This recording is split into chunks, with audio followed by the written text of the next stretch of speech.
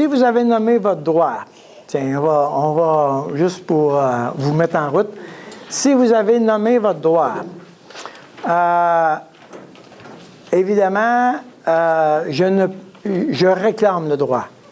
Alors, vous pouvez peut-être, pendant la semaine, tenter de redevenir conscient quand vous réclamez le droit. Quand ce droit-là que tu as nommé, là, comment il se manifeste dans ton quotidien? Tu sais, par exemple, si tu réclames le droit d'être respecté, bien, lundi matin, le vendeur de balayeuse t'appelle, puis tu viens en colère. Tu sais, parce que tu ne te sens pas respecté. Moi, j'ai demandé qu'on ne m'appelle pas, on ne me sollicite pas au téléphone, puis on me sollicite. Tu vois? Tu comprends? Alors, il y a des réactions émotionnelles dans notre quotidien qui sont reliées au droit que je réclame.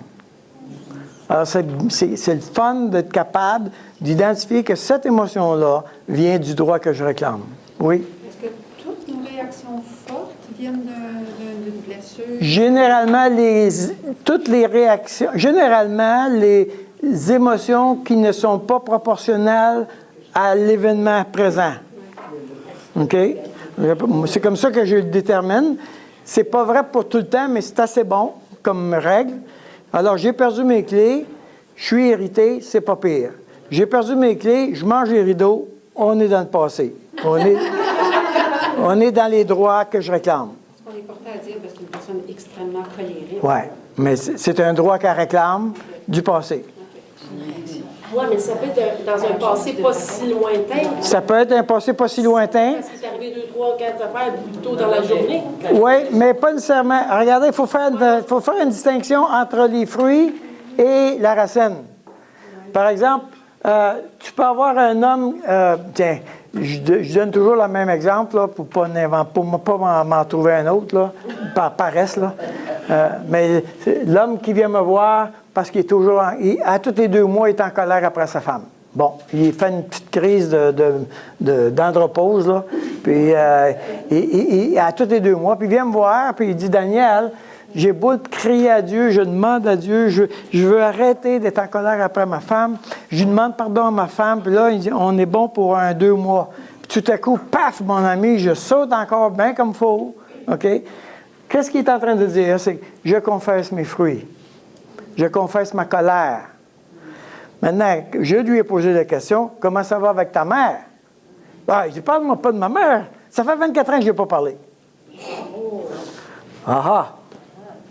En réalité, qu'est-ce qu'il est en train de vivre? C'est qu'à toutes les fois que sa femme pesait sur le piton de sa mère, lui, il sautait.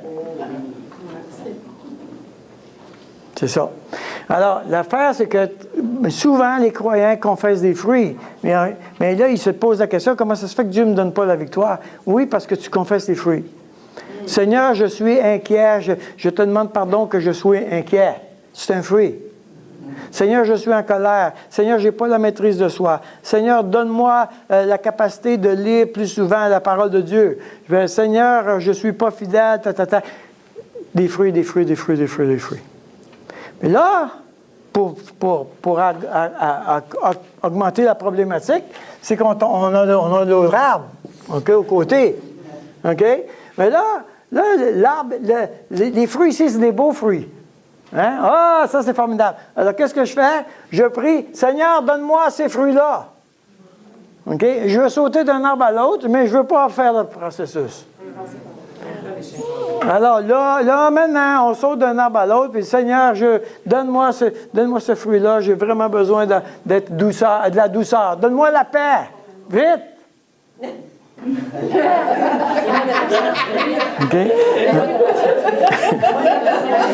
Mais je veux sauter d'un arbre à l'autre. Les croyants, beaucoup des prières des croyants sont dans ce domaine-là.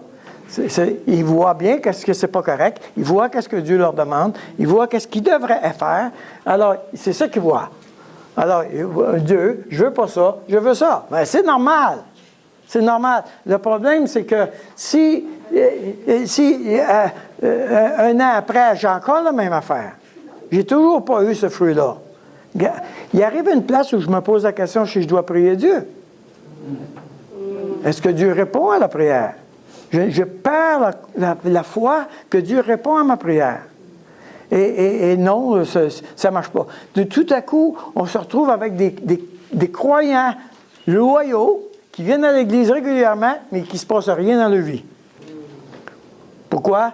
Parce que le processus qui est demandé à faire par le Saint-Esprit a cessé d'être en route. Okay? Si je fais le bon processus accompagné du Saint-Esprit, je vais être en transformation permanente et je vais garder l'enthousiasme. Je ne serai pas parfait, ça n'arrivera jamais. Okay? Mais, tant que je ne serai pas glorifié, là. Mais, je vais me voir me transformer. C'est ça qui me donne l'enthousiasme de l'Évangile, c'est que je change constamment. Et je me vois que ça, c'est pas moi qui l'ai fait, c'est Dieu qui l'a fait. Et je deviens super excité de ce que Dieu a fait. Amen! Hey! Tu peux donner un exemple de ton gars qui pète avec sa femme, là? Oui. Sa prière avec l'autre arbre, ça serait quoi? Moi, je ne connaissais pas dans ce temps-là les deux arbres. J'ai dit, t'es faite, mon chum.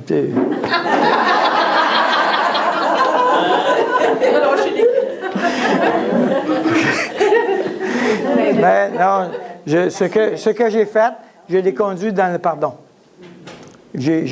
Parce que dans ce cas ici, c'est un droit, presque tout, hein, en passant, là,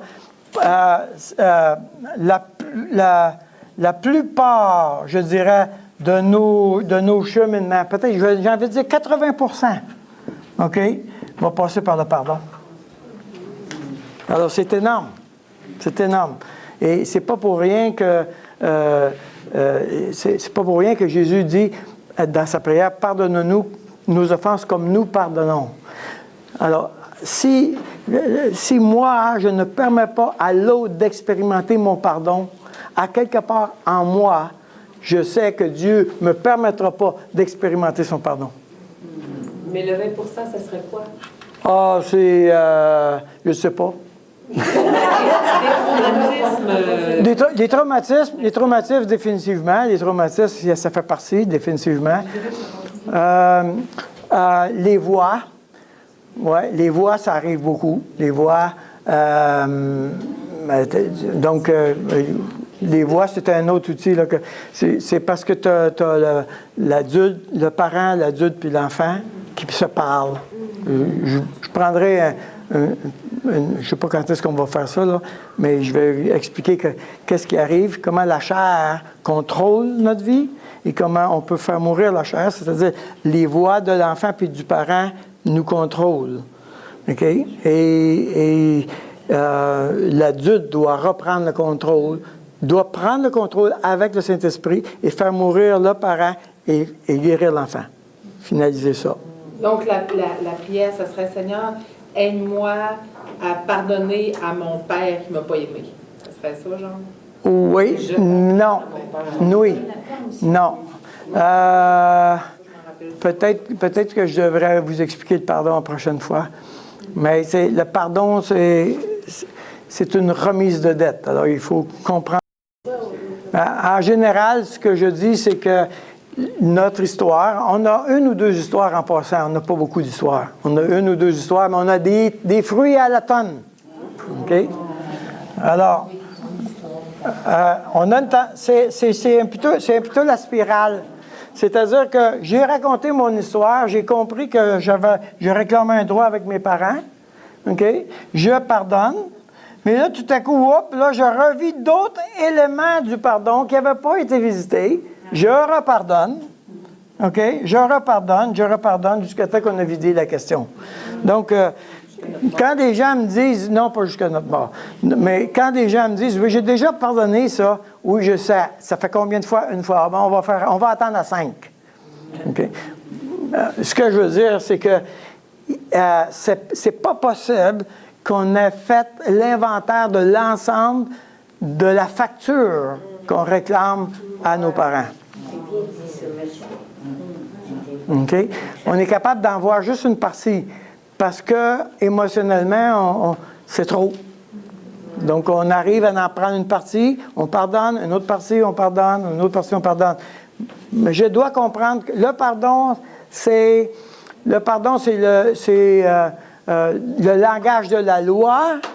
Donc, la loi, condamnation, juge, pénalité, système judiciaire, c'est tout ça. C'est dette. Okay? Tous les termes juridiques qui sont là, dans le pardon. Okay? Donc, si moi, je réclame un droit, si je réclame un droit, alors, tout à coup, je deviens juge. Okay? Je juge que je n'ai pas eu ça. Donc, maintenant, je juge, je te condamne. Maintenant, une fois que j'ai établi le verdict que je condamne, maintenant, il faut que je devienne le système judiciaire.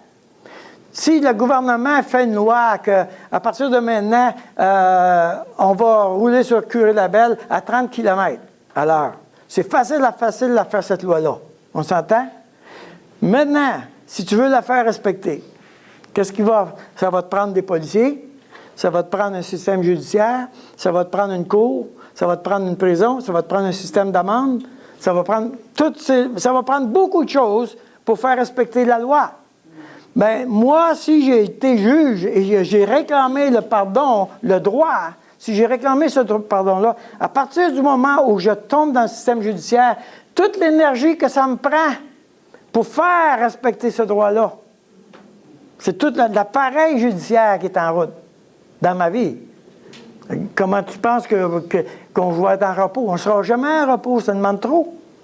Puis, le pire, c'est que la personne qui a manqué au droit, elle peut être morte.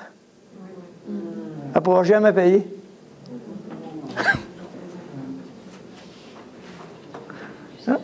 Alors, ce que Dieu a fait, c'est vraiment fascinant. Dieu aurait pu prendre tout le système, puis il aurait pu dire, moi, je fais arriver le système. C'est pas ça qu'il a fait. Il a dit, OK, moi, je vais le payer. Moi, je vais le payer. Ce qu'il dit, c'est faites comme moi. Il y a un droit, payez-le. Payez-le. Et c'est là que la volonté dit non. Quand il a fallu que je pardonne à ma mère, là, ça a fait jamais. Non. Il faut qu'elle paye. Détruis ta vie, tu t'auto-sabotes comme pour les faire payer eux. Oui. Mais finalement, c'est toi qui... Oui, oui. Ah oui. N'importe quel système, qui sont tous tout croche, on s'entend, on va prendre n'importe quel système pour régler ça ici, à notre manière. OK? C'est notre manière, ça, ici. Mais notre manière, elle n'est jamais la bonne. Elle n'est jamais la bonne. Fait que, j'ai une femme qui se faisait battre par son père. C'est un enfant battu. Et elle me disait, moi, j'aimais ça beaucoup quand mon père me battait, parce que c'était la seule fois qu'il me touchait. Tu sais, c'est comme... Hein? C'est ça? Mais c'est ça. Alors, sa compréhension de la violence, là, on n'avait pas la même, mais pas pantoute. Parce qu'elle, elle recevait de l'amour. C'est spécial, hein? Fait que c'est pas possible. Le cœur de l'homme est tortueux. C'est pas possible d'avoir une image commune d'un problème. Chacun de nous, on réagit différemment au droit qui nous a été saboté. OK? Et je dirais, ça prend beaucoup de grâce et de miséricorde les uns avec les autres. Parce que toi, quand tu es avec moi, tu réclames un droit, puis moi, quand je suis avec toi, je réclame un droit. Fait que quand tu arrives dans une église, puis que tout le monde fait ça, là, c'est beau encore? Hein? C'est beau encore? Wow! Wow! Des fois, on est assis, moi puis Marie, ma femme. Puis, Marie a dit ça souvent. Elle dit, veux-tu bien me dire comment Dieu fait pour nous endurer comme ça? Ça n'a pas de bon sens. Elle me dit ça souvent. Là. Patient. Elle dit, ben, voyons donc. Comment Dieu était... Voyons donc. Comment il fait pour nous endurer comme ça? Il devrait nous foudroyer toute la gang. Ça n'a pas de bon sens. On va faire table de rase puis on recommence, là. T'sais. Mais non, il continue. Quelle miséricorde. Quelle grâce qu'il nous accorde. C'est formidable. Ouais. Seigneur, on voudrait te confier ce temps. On est conscient que ce que tu as commencé en nous, tu vas le rendre parfait. Et tu es constamment en train d'investir dans nos vies. Merci pour tout ce que tu fais pour nous. Nous te louons pour cela. Amen. Amen.